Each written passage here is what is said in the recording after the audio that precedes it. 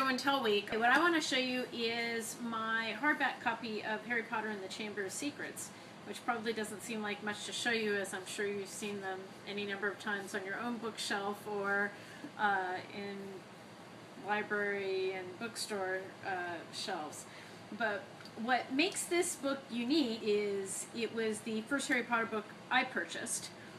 And unbeknownst to me, I purchased it on the day that it was released. I had read about the Harry Potter series, and I had read about it in the lead up to the release of the Chamber of Secrets, and I had read that about the first book and that there was a second book coming, but I didn't really remember the names. All I remembered was Harry Potter. I was like, ooh, I should pick that up. So when I just saw Harry Potter, I grabbed it. You will notice something that isn't there, which is the year 2 on the binding is missing.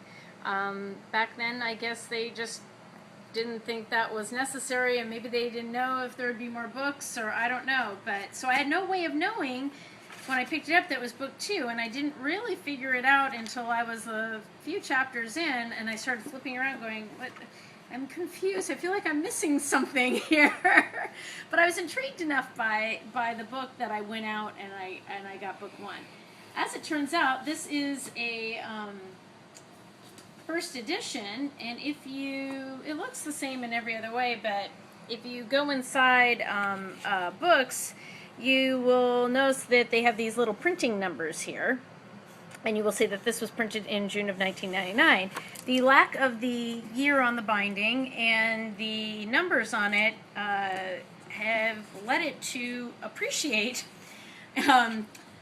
sort of dramatically in price. I haven't checked on it in, several years now, but last time I checked on it, which was probably, I don't know, when book 6 was coming out or something, at that time it was worth like $250. So little did I know that when I picked this book up, that I would be investing in my eldest son's college fund potentially, or finding a better way to spend my money in the 12 years since then.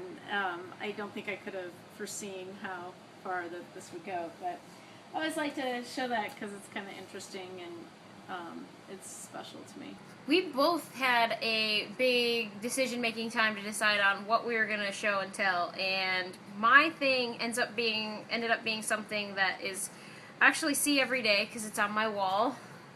This is just your standard graduation cap. This is the graduation cap I wore at my college graduation from the University of Michigan in 2008. And I left it blank for my small graduation for the school I was in, the School of Music, Theater, and Dance, because that was the one that was like fancy, and my mom was sitting in the balcony so she would be able to see the top of my cap also. But then for our outdoor big one where it's, the whole university graduating, I decided I wanted to put something on my cap, and I had been doing Wizard Rock for like a year and a half at that point, and a pretty big Harry Potter fan, so I decided that for our graduation I was going to go in like full house tie and sweater, and then put I'm a wizard on my cap. And you can see I've got also the lightning bolt on with fabric pen. And I was just really excited to do it because I thought it was hilarious, and I thought it might make me easier to find in the crowd, because I've got the BFA, Bachelor of Fine Arts tassel is brown.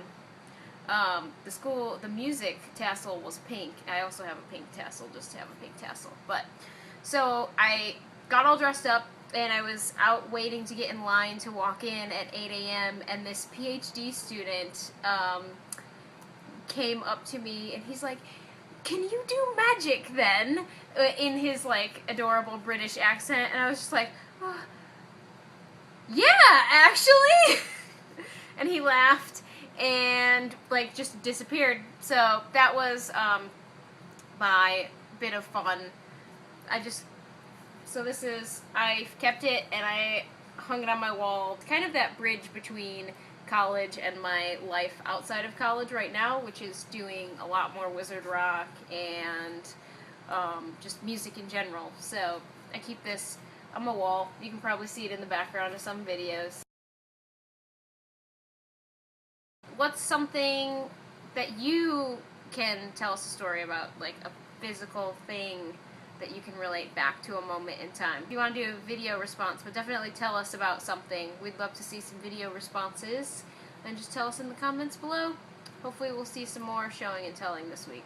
And don't forget to subscribe to the new Team Thunder Road channel.